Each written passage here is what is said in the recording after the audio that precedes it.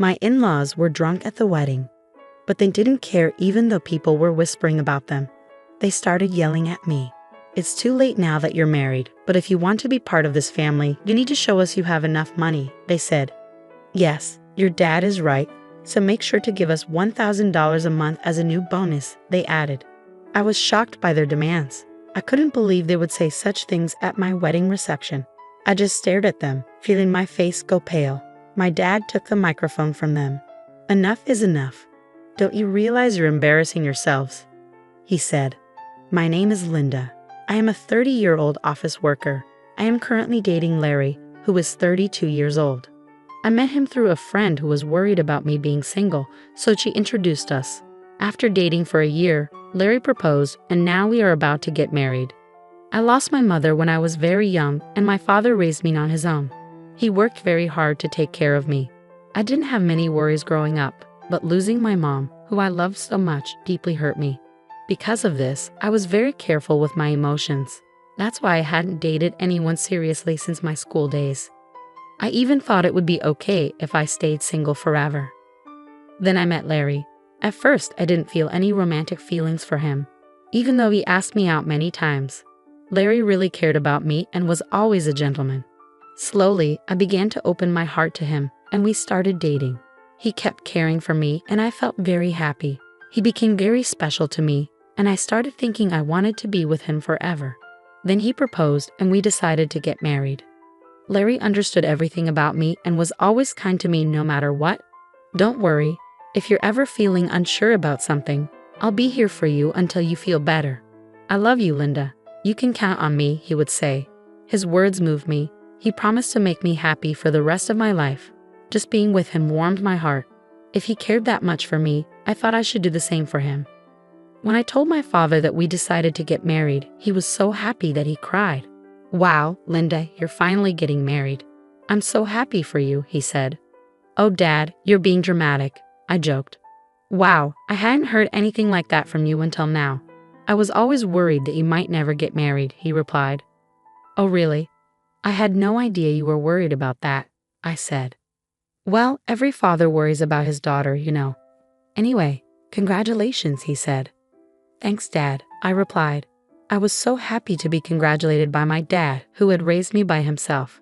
I thought I would probably cry at the wedding, and my dad would probably cry even more since he was already crying now. With that, Larry and I started preparing for our wedding. We were both busy with our jobs, so our days were very hectic. We worked during the weekdays and made wedding preparations over the weekends. There was no time to rest. Our calendars were always full. On a rare day off, we were supposed to visit Larry's parents' house. I was going to meet Larry's parents for the first time.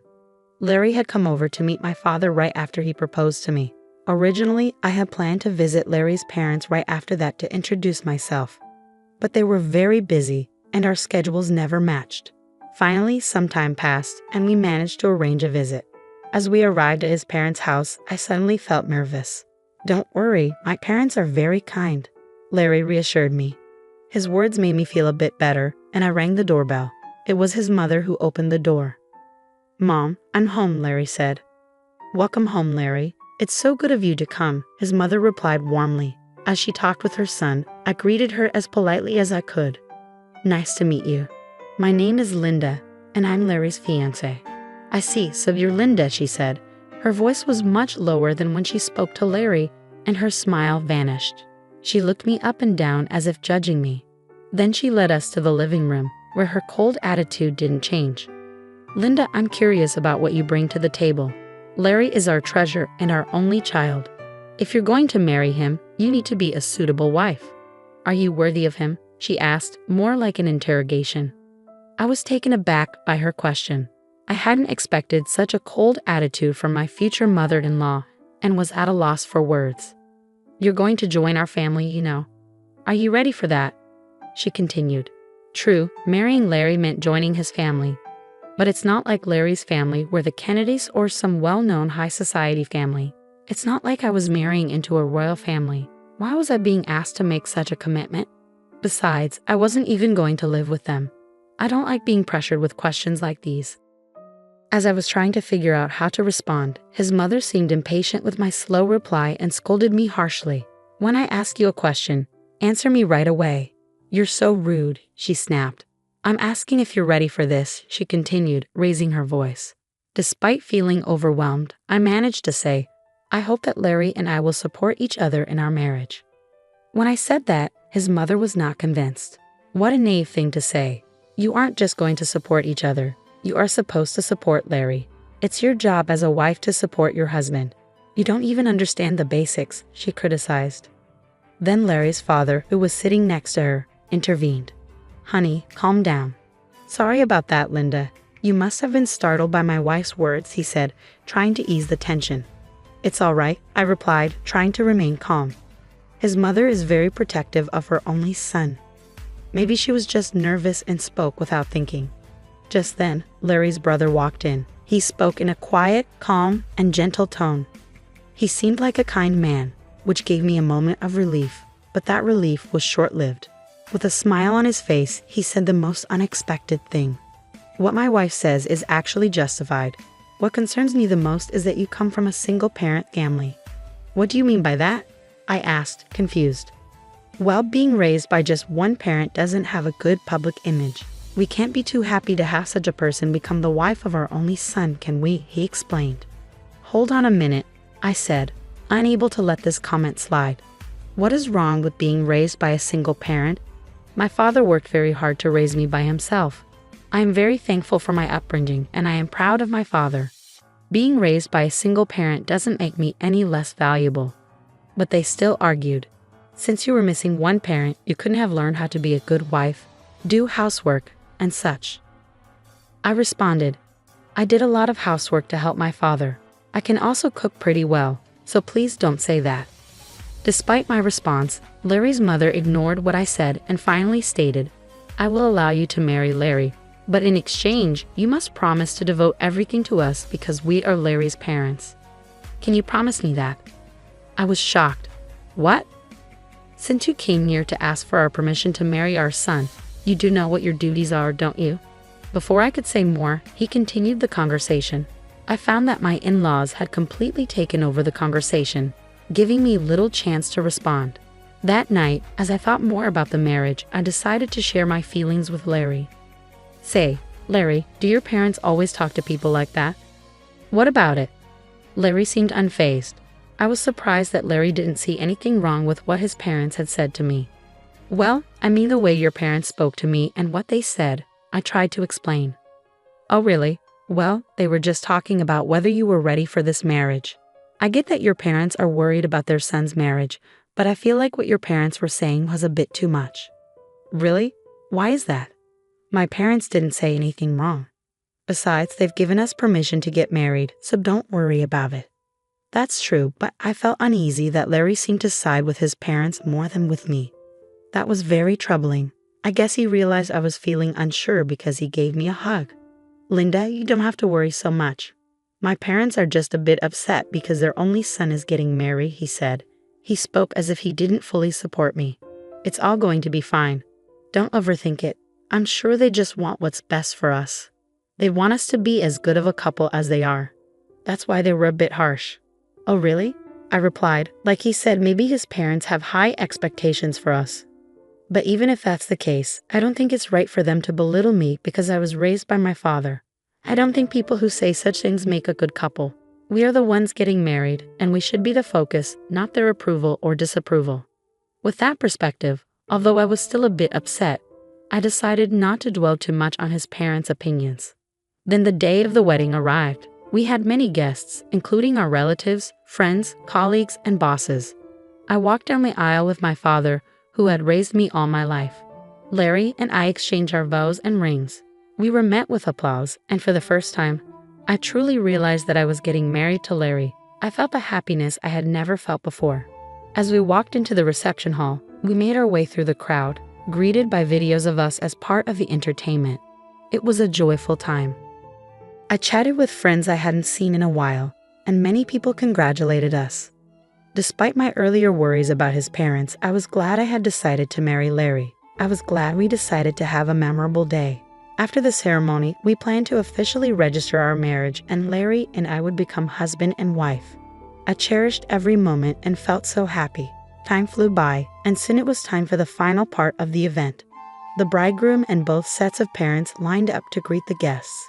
But I started to feel uneasy because of Larry's parents. We were all supposed to be standing in line, but his parents were wobbly on their feet. If you looked closely, you could see that their faces were bright red. They had drunk too much. Some relatives asked if they were okay. My in-laws were clearly drunk. But we had to wrap up the ceremony and get it over with. The moderator handed the microphone to me and Larry. Suddenly, Larry's mother snatched my hand away from him and yelled at me like a professional wrestler in the middle of a challenge. "Listen to me, Linda. After this wedding, you are going to devote yourself to us completely. Prepare yourself because we are going to test you really hard." The guests started whispering to each other, and some even thought it was a joke and laughed. Then Larry's father grabbed the microphone. "Linda, don't you feel embarrassed to wear a dress like that?" "It doesn't suit you at all, dear. You should tell her the truth," his mother chimed in. As expected, the whispers among the guests changed in tone. I looked at Larry, hoping he would stop his father's rude comments, but Larry said he couldn't do that and that his parents weren't doing anything wrong. It became clear he would never protect me from his parents in the future. That was the moment I realized it. I was certain of it even as the hall buzzed around us. My in-laws were drunk and continued to insult me. "Well, you're already married, but if you're going to be part of this family, you need to prove that you have enough money," they said. "Yes, that's right," they continued. "After you register your marriage at the city hall, you should give us a few thousand a month and your entire bonus." I was shocked by their words. I never thought they would say such things at our wedding reception. I just stared at them, feeling my face go pale.